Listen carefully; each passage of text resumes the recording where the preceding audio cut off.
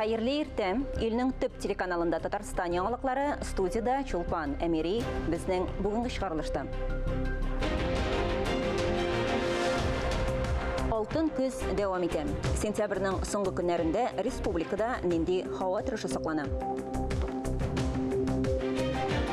Сокланырлык мөгаллиме Мөнирә Хилалетдинова Саба районы Килдебәк мәктәбендә 33 елдан артык укыткан. Татарстанның мәдәни башкаласы дигән абруйлы исемне койсы район алыр? Казанда районнарның мәдәният көннәре уза.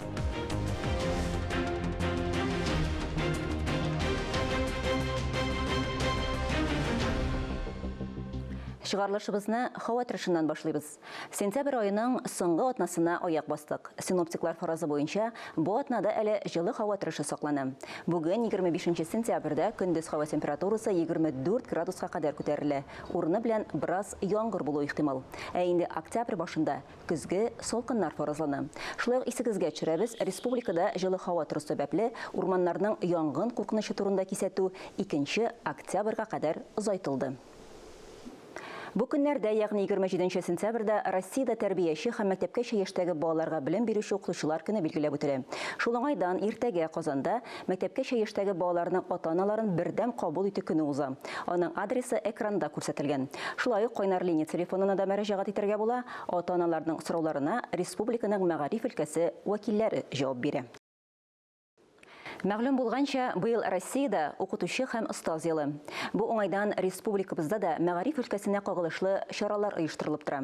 Татарстан рәисе Рөстәм Миңнеханов үзенең еллык юлламасында милли мәгариф мәсьәләләренә аерым тукталып, укытучыларның ролен билгеләп үтте. Киләсе видеоязмабызда 33 елдан артык гомерен балаларга белем һәм тәрбия бирүгә багышлаган Саба районының Килдебәк урта мәктәбе укытучысы Мөнирә Хилалетдинова турында. Килдебәк авылында туып үскән кыз Мөнирә Хилалетдинова мәктәпне тамамлауга Казан дәүләт педагогика университетына юл тота. Хезмәт юлын Лисхоз урта мәктәбендә башлый. Аннары Килдебәк урта мәктәбендә балаларга рус теле һәм әдәбиятын укыта. 35 елга якын укытучы булып эшләү дәверендә бик күпләрне үз фәненә гашыйк иттерә. Алар өчен хөрмәтле остаз булып кала. Ел саен бер түгел тулкынлану белән көтеп алам. Рус теле һәм әдәбиятын укытудан тыш ул әле сыйныф җитәкчесе дә. Ул җитәкләгән 9 сыйныфта 15 бала. Аларны чыгарылыш имтиханнарына әзерләүдә күп вакытны ала. Дәрестә дә менә тәрбия барбер барырга тиеш. Укыту белән генә түгел. Тәрбия бармаса булмый. Мөнирә Солтанбәк кызы һәр вакыт укучылар янәшәсендә. Балалар белән тәнәфесләрдә аралашып алуларда укучы күңелен аңларга ярдәм итә. Ә дәресләрдән тыш чараларда күп сорауларга җавап табыла. Хәзерге вакытта Мөнирә өзенең иң яраткан укытучы булып бара. Мәгариф системасы һәр вакыт үсеш үзгәрештә, әмма өлкән мөгаллимнәрдәге тәҗрибә, һөнәри осталыкка таянганда гына уңышка ирешеп була. Үзенчәлекле укытучы таләпчән дип әйтәсе килә. Шуның таләпчәнлеге нәтиҗәсендә инде аның ел саен диярлек укучылары ОГы фәннәреннән ЕГЭ фәннәреннән бик югары результатларга нәтиҗәләргә ирешәләр. Мөнирә Солтанбәковна укучыларга белем һәм тәрбия бирүдән тыш методик берләшмә эшчәнлегендә дә катнаша. Яшь укытучылар белән тәҗрибә уртаклаша. Укучылары ирешкән һәр җиңүгә ихластан сөенә. Югары профессиональ остазыбыз яшь буынны тәрбияләүдә бик күп нәтиҗәле хезмәт куя. Тирән белемле зыялы укытучыларның берсе, кылган гамәле, максатчанлыгы, югары эш нәтиҗәләре белән зур хөрмәткә лаек шәхс дим. Аның һәрбер дәресе укучылар өчен ачыш. Укытучы эше ул мәктәп белән генә шикләнми. Һәр дәрес, һәр чара иң элек укытучының күңелендә биреләнә. Укучысының яхшы билгесе өчен сөенсә, аның начар билгесе өчен ут йота ул. Килдебәк урта мәктәбе укытучысы Мөнирә Солтанбәковна укучыларга гына түгел, үз-үзенә дә бик таләпчән. Эшләү дәверендә бик күп өстәмә материаллар бертөкләп җыелган. Кайбер вакытта арып киткән чакларда була. Андый вакытларда мин үзем китап укырга яратам. Аннары яхшы фильмнар карыйм. Классик әсәрләрне укырга кирәк күбесенчә. Алардан һәрберсеннән менә тормыш өчен бүтән сорауларга җавапны табып була. Килдебек урта мәктәбенең югары категориялы укытучысы Мөнирә Султанбековна быел да зур максатлар белән яңа уку елын башлады. Ә максатларга ул яраткан укучылары, хөрмәт иткән коллегалары белән бергәләп ирешәсе. Ләлә Зайнуллина, Гөлназ Вахитова, Рөстәм Халилов, Татарстан яңалыклары өчен Саба районыннан. Яшелүзән районында беренче тапкыр китап фестивале булып узды. Биредә Хәйрия китап ярминкәсендә оештырдылар. Ягъни әлеге проект ярдәмендә китаплар бер укучыдан икенче укучыга тапшырылып, аларның сонын арттырырга мөмкинлек бирә. Яшелүзәннән чираттагы репортаж. Күпләр өчен китап ул дус, чөнки аңа теләсә кайсы вакытта мөрәҗәгать итәргә мөмкин. Екатерина Беркутова беренче тапкыр китап фестиваленә яңа танышлар һәм дуслар табарга дип килә. Кыз комикслар белән мауга, микробиологка укый һәм криминалист булырга хыяллана. Нашла себя по интересам женщин. Ак киемле хатын-кыз образы һәм Россия халыклары әдәбияты белән дә кызыксынам. Чөнки мин нәкъ менә халыклар тарихы һәм мәдәнияте белән маугам. Күбесенчә безнең республика һәм район халыкларыныкы белән. Китапта мең еллар дәвамында кешелек җыйган барлык хәзинәләр бар һәм мондый кыйммәт киштәдә тузанланмасын өчен аны киләсе укучыга тапшырырга мөмкин.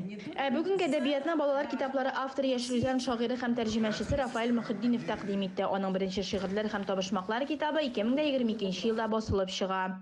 Бу китаплар яшь һәм талантлы авторлар Алексей һәм Вера Кошкин тарафыннан иллюстрацияләнүе белән игътибарга лаек. Алар сәнгать мәктәбендә укымаган, әмма аларның рәсемнәре шаккаттыргыч. Без яңа традиция башлыйбыз. Ул хәйрия ярминкәләре оештыру, шул исәптән китапларны да күрсәтү.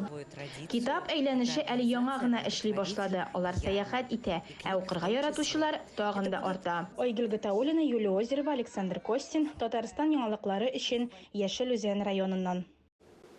Эфирда Татарстан яңалыклары, чираттагы хәбәрләргә күчәбез. Республикабызның барлык театрлары яңа сезонны башлап җибәрде. Буа дәүләт драма театрының төп вакыйгасы булып яңа бина ачылышы тора. Ул кайчанга билгеләнгән һәм Буа театры тамашачыларын нинди премьералар, проектлар белән сөендерә. Бу турыда тулырак актуаль әңгәмә сәхифәсендә Буа дәүләт драма театрының сәнгать җитәкчесе, директоры Раил Садриев таныштырыр. Әңгәмәне Алия Галиуллина алып бара. Раил әфәнде, хәерле көн, исәнмесез? Исәнмесез. Көз айлары уңыш җыючыры булган кебек, театрларда яңа сезонны ачып җибәргәч, халык тамашачы театрның яңа уңышларын, премьераларын күрергә дип ашыга. Менә Буа драма театрында хәлләр ничек? Буада үзгәчәрәк инде, шулай дип әйтим мин, мишәр стилистикасына күчеп. Премьера дигәннән сезон я бу сезон ачу, аның андый ачкычлары юк, излагы да юк. Но шуңа карамастан, ниндидер бер шыр бар, ял итеп ала торган премьерлар ясаган идек. Әле безнең премьерлар октябрьдә, ноябрьдә бар безнең менә Илдар абый юзей буенча, юзей кырказлар артыннан дигән.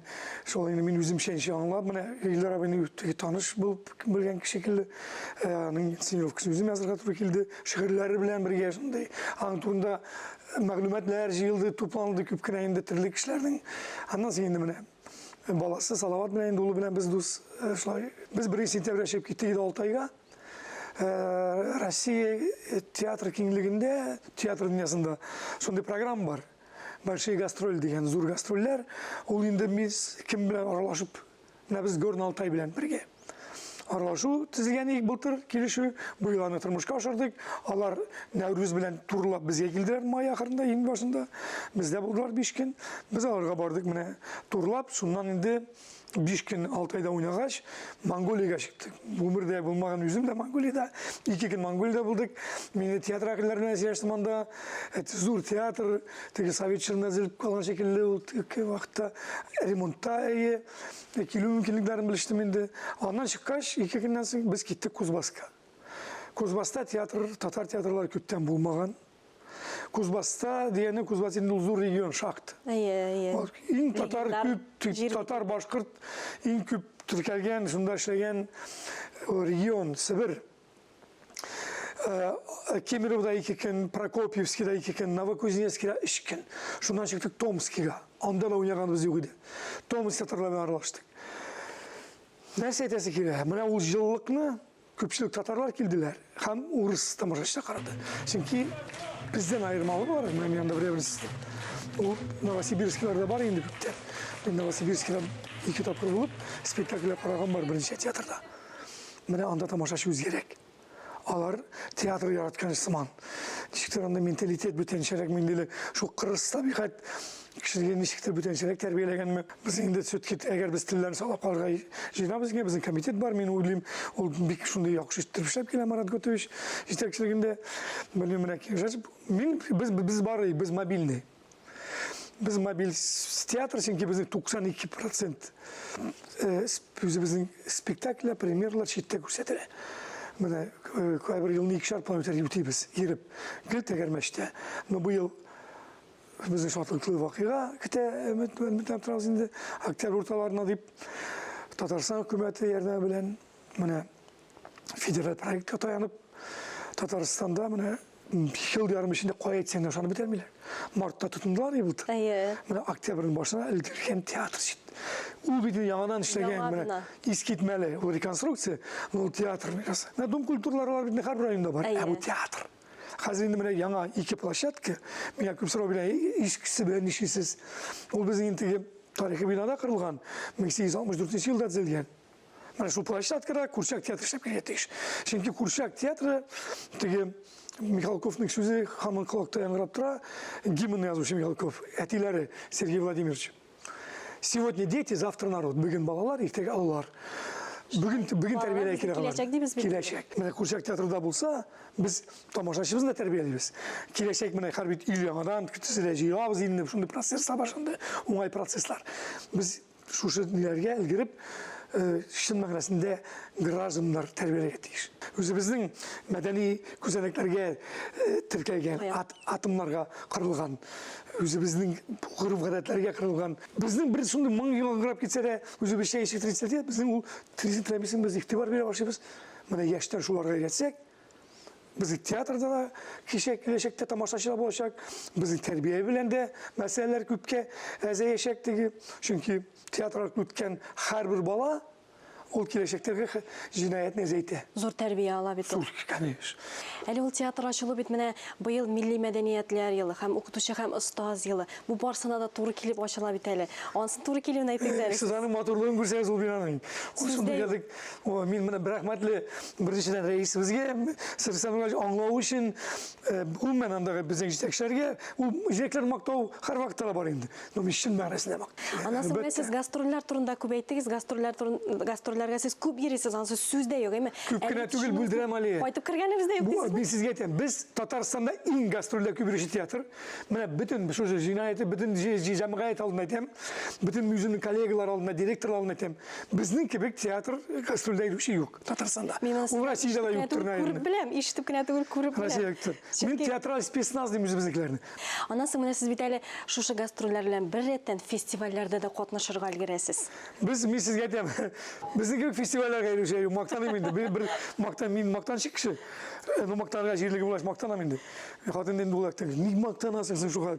Ну мен мактанам, шигъри юллар әйтмеш. 21 фестивальдә булган тиеш, без шуның 14-ндә булдык, тагы 7 калды. Уңышлы эшләп киләсез. Шушы тыгыз графигыгызда вакыт табып килгәнегез өчен, җанлы, хисле әңгәмәгез өчен бик зур рәхмәт сезгә. Сезгә рәхмәт. Шыгарлышыбызны татар халкының күренекле шәхесләренә багышланган сәхифә белән дәвам итәбез. Бүген сүз татарлардан беренче профессор, химик, академик Арбузов хезмәтен дәвам итүче Гыйлем Камай турында. Башкалабыз Казанда һәм аның кече ватаны Тәтеш шәһәрендә күренекле галимнең исеме белән йөртелә торган урам бар. Ел саен Камай укулар уздырыла. Гыйлем Камай тормышы белән тулырак Татар энциклопедиясе һәм Төбәкне өйрәнү институты директоры, профессор, академик Искәндәр Гыйләҗев таныштыра.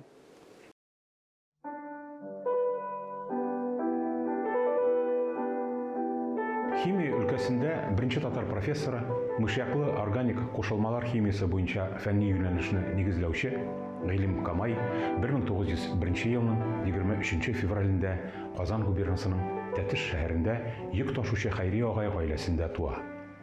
Аңа 9 яшь чагында әтисе вафат була, әнисе 3 бала белән тол кала. Ачлы-туклы гаиләсе яшәешен өчен ышка ялгасын өчен малай бик иртә тормыш арбасына җигелә. Йөкләр ташый, атлар көтә. 1916 елда Камай татар укытучылар мәктәбенә укырга керә. Гражданнар сугышы елларында Гыйлем Камай, адмирал Колчак, генерал Семенов, барон Врангель гаскәрләренә каршы бәрелешләрдә катнаша. Перекопны штурмлый. Мәктәптә укыган чорда ук егеттә химия фәненә мәхәббәт уяна. 1926 елда Томск университеты физика-математика факультетының химия бүлеген тәмамлаганнан соң гыйлемне Казан университеты аспирантурасына укырга җибәрәләр. Ул профессор Александр Арбузовның шәкерте була. Соңрак үзе аның эшен дәвам итә.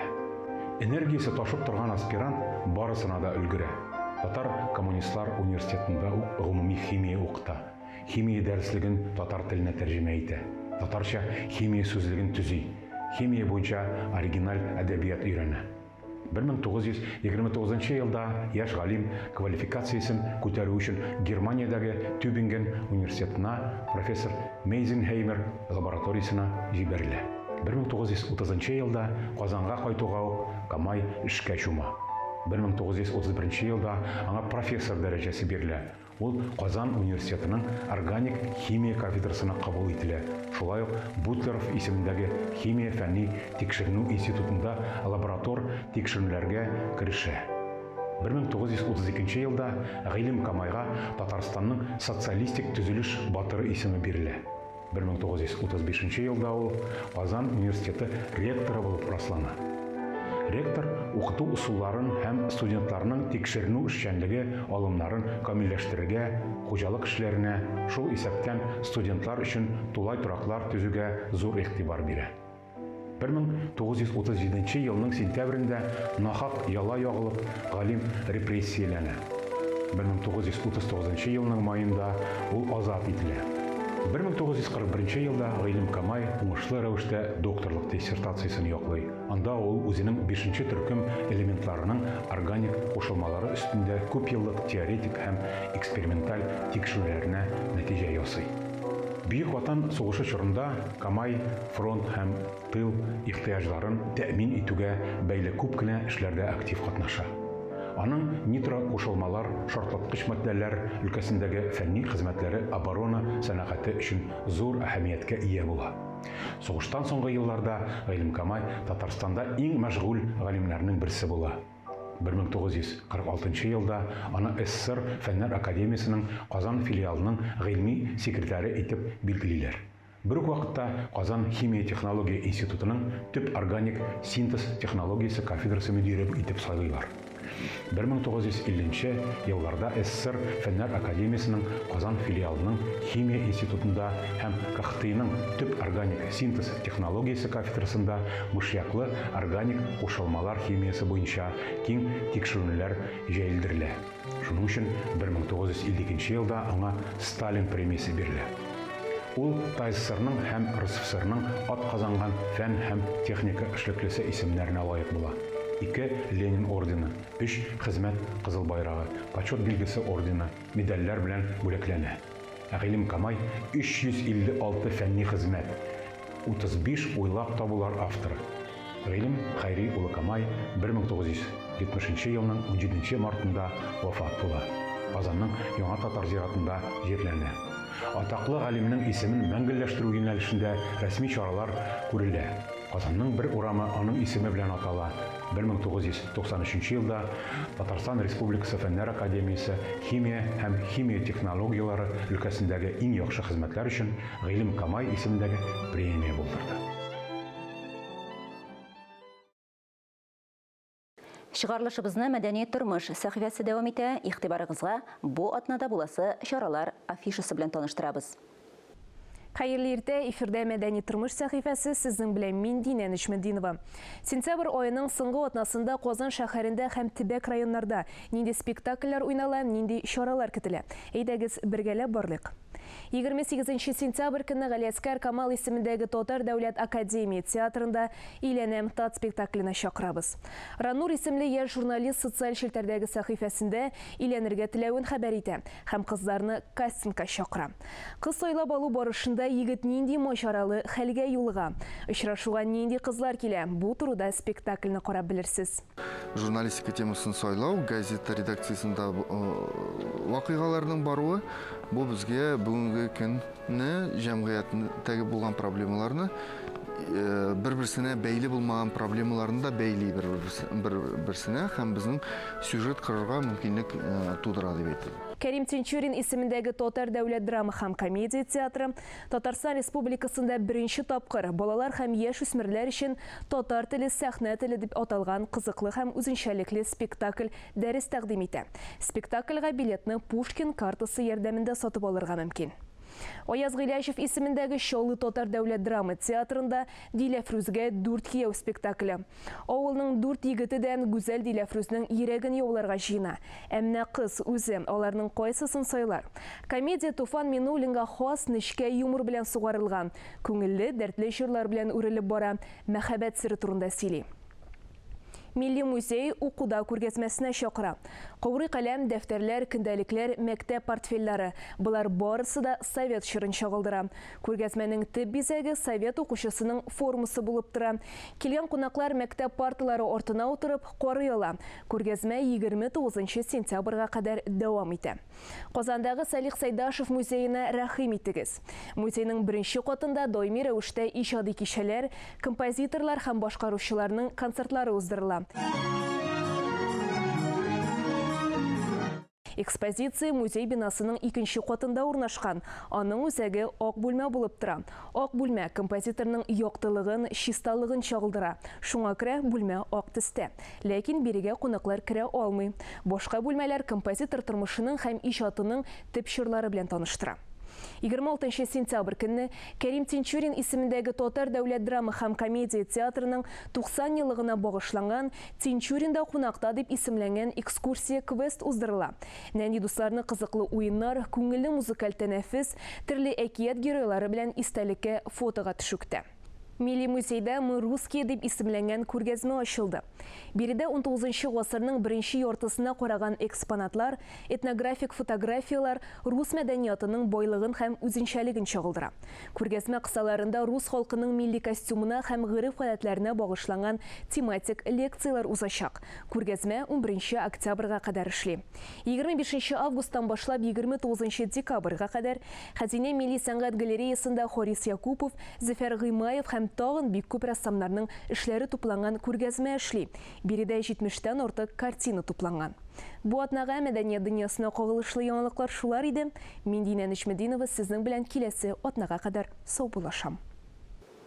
Хөрмәтле телевизор караучылар, берничә минуттан соң эфирны хәерле көн Татарстан тапшыруы дәвам итә. Хәерле иртә, Эльза, бүген тамашачыларны нәрсә белән гаҗәпләндерәсез? Кунаклар булуы көтеләме? Шулпан, хәерле иртә, исәнмесез, хөрмәтле тамашачылар. Дүшәмбе авыр көн дигән фикер йөри бит. Шуңа да карамастан без чыгарылышыбызны күтәренке рухта әзерләргә тырыштык. Ике бөек шәхес Рахманин белән Шаляпинның юбилей еллар уңайыннан Россия милли музыка музее Казанда уникаль күргәзмә ачты. Шунда сәяхәт итербез. Әкият Курчак театры премьерага әзерләнә. Комедия жанрында куелган яңа спектакль турында тулырак туры эфирда студиябыз кунаклары сөйләр. Шулай ук башка кызыклы һәм файдалы мәгълүматлар да булыр. Шулай итеп, яраткан тамашачыларыбызны көтеп калабыз. Инде берничә минуттан хәерле көн Татарстан тапшыруын карарга онытмагыз. Хөрмәтле телевизор караучылар, бүгенге чыгарылышыбыз тәмам. Мин Чулпан Әмири сезгә хәерле имин көннәр теләп бүгенгә сау булашам. Игътибарыгыз өчен рәхмәт.